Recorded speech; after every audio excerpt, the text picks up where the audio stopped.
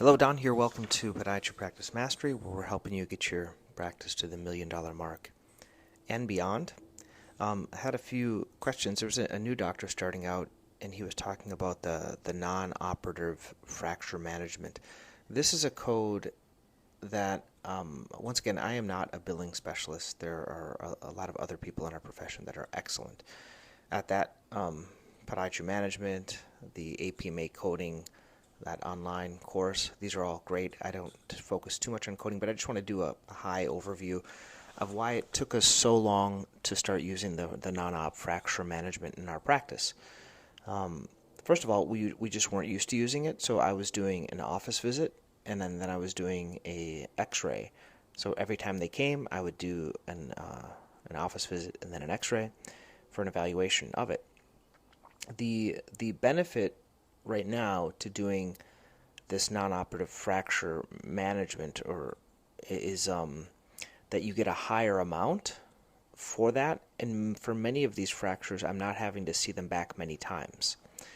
So if you're just starting out and you don't have enough demand, okay, you have too much supply, meaning too much of you, I used to see fractures like every 2 weeks to make sure that they're progressing. They would get a cam boot, depending on the type of fracture that wouldn't need surgery.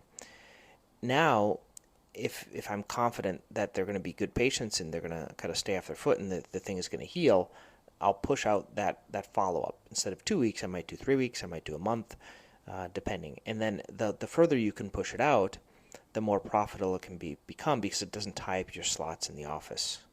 So we found, what are the kind of the pros and cons? Well, the benefit is you get more money up front, but the bad thing is you have to deal with those patients for 90 days, so any of the other issues that go with it. So when you're doing it, you bill that code. If you're dealing with another issue, you can bill an office visit, but usually the office visit is included in that code, and then you have to see them for 90 days.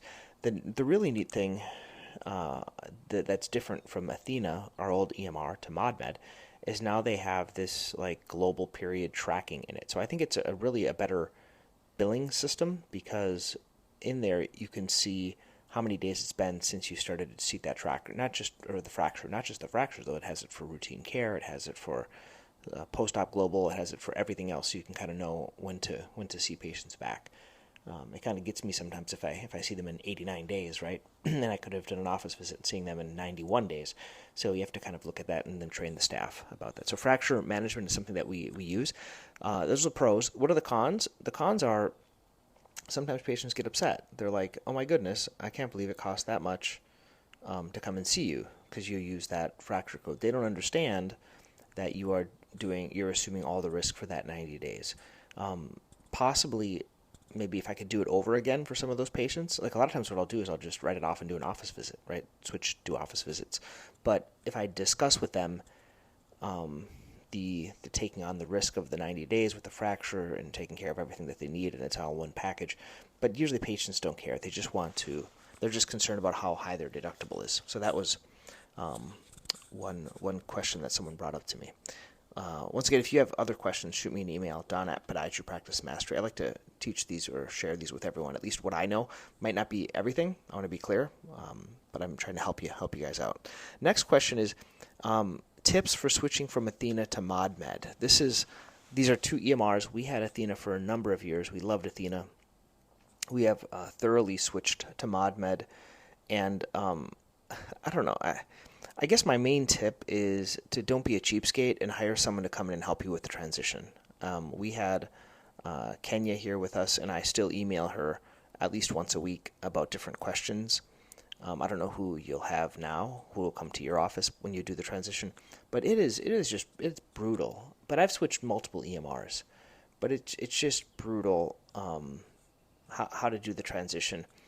So I think in terms of doing the transition, you have to just be aware that for the first 3 months, every patient is going to be a new patient. And that's part of the challenge because you have to put everything in. Not everything crosses over. Like the crossover, meaning getting your old notes in from your other EMR, is pretty easy and pretty inexpensive. Whereas Athena, when we switched from our previous one, we had to store everything in the cloud for a period of time in case something happened. It's a lot cheaper and easier with ModMed to switch over your old records. But the whole transition, it's hard. It's hard. It was hard because I had to learn it, and then I had to train my scribe to do it. But in the end, I feel like it's a better billing software, and it's a little more restrictive. Like with Athena, you could make up your own templates, but with ModMed, they have like predetermined templates, but they're always coming out with new ones, and they say it's constantly getting better. So you have to set those up, and they have little stickies in there, meaning you can change how you want it set up. So I think doing a lot of mock patients, we had a lot of like John and Jane Doe, and then you kind of do those appointments to figure it out.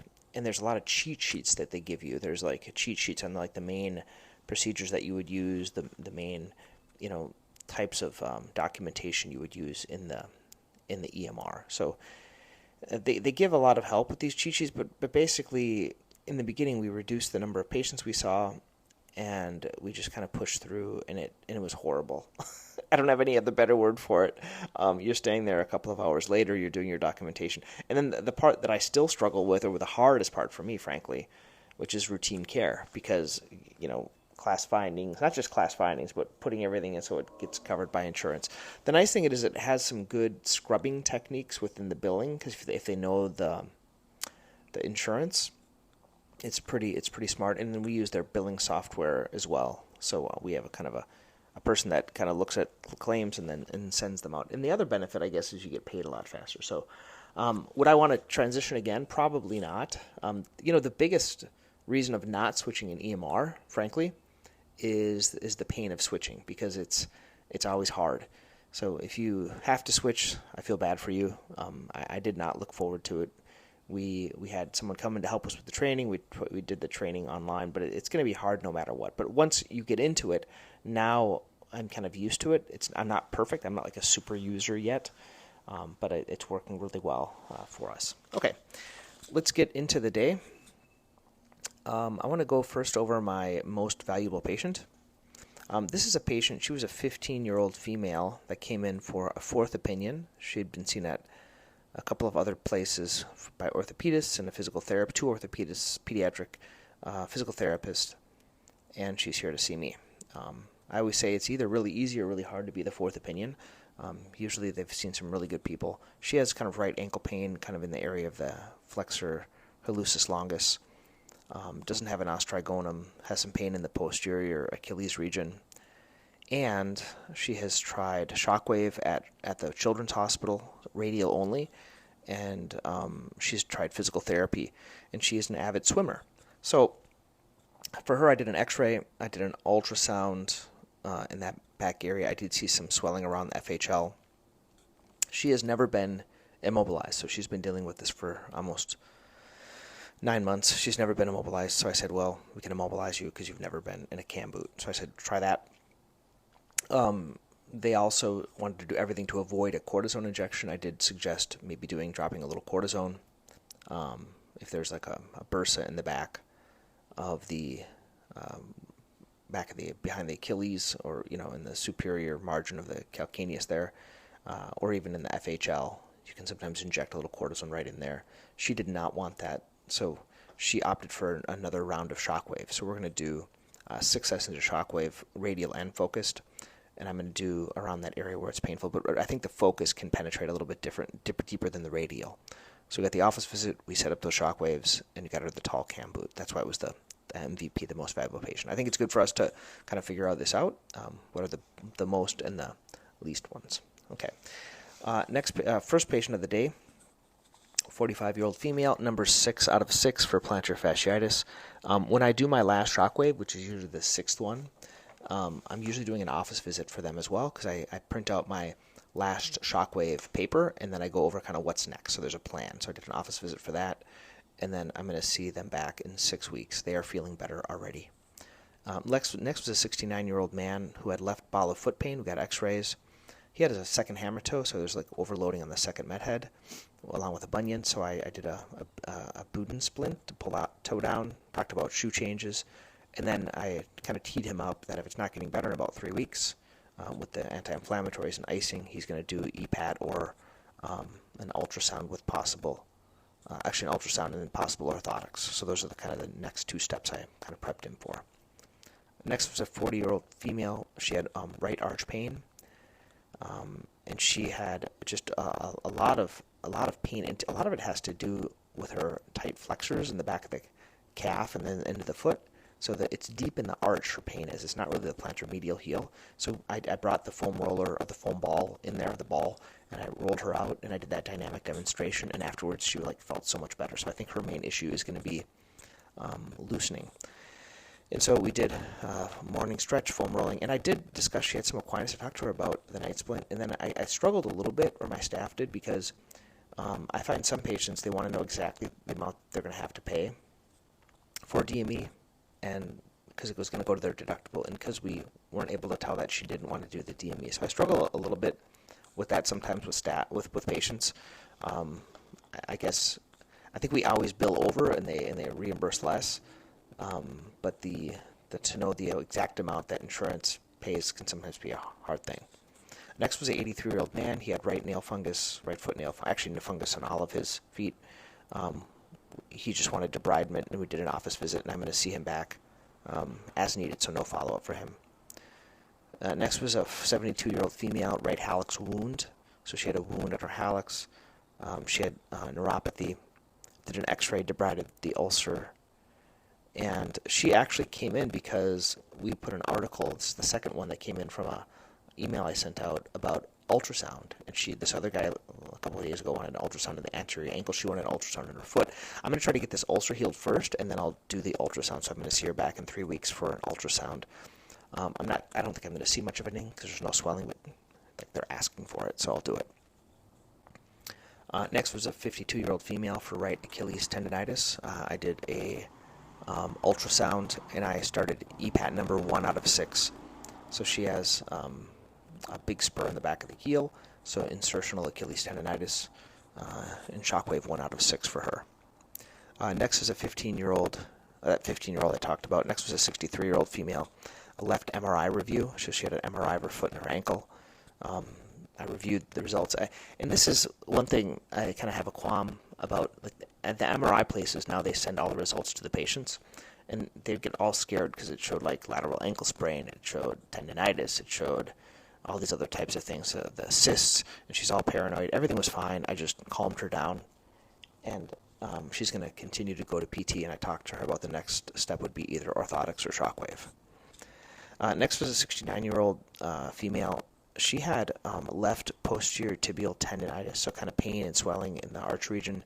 She's an avid walker trying to lose weight, and I think she just overdid it, so I put her in a Una boot and to put compression on it, and then a cam boot to rest the area with a meloxicam. I did x-rays and an ultrasound, and I'm going to see her back in a couple weeks, and then depending on how she's doing, I'm going to do Shockwave to calm that down. But it was really, really inflamed. She did feel better automatically after doing that. I did call her PCP because her PCP actually texted me and wanted her to get in that day. So I think it's good and bad to have that connection to the PCPs. As long as I can help them, that's great. But sometimes I might not be in the office. But this case, I was able to help this doctor. Next was a 29-year-old female, had a right ingrown toenail. I did a nail avulsion. She also had a wart. And it's funny, she had an ingrown that I did a partial nail avulsion because it wasn't infected. So distinguishing if it's infected, I do an IND. If it's not, I do a partial nail avulsion. And then on the nail edge, she had a wart. It looked like a wart. It could have been just the reaction to the ingrown toenail. So I actually excised that wart. So I did a wart excision, ingrown toenail, and I'm going to set her up. She would like Swift. So I set her up for Swift. And she's going to be seen in my other office in 3 weeks because I want some time for that area to heal where I excised that wart and did the nail. So she'll set up for the Swift. Once again, the way I was able to help explain the Swift was my treatment sheet. I just went through it and I said, Swift is going to be better. There's not going to be pain afterwards. And she wanted that one. Next was a 60-year-old female for right EPAT for the Achilles, number 3 out of 6. So Shockwave, number 6. Next was a 48-year-old man.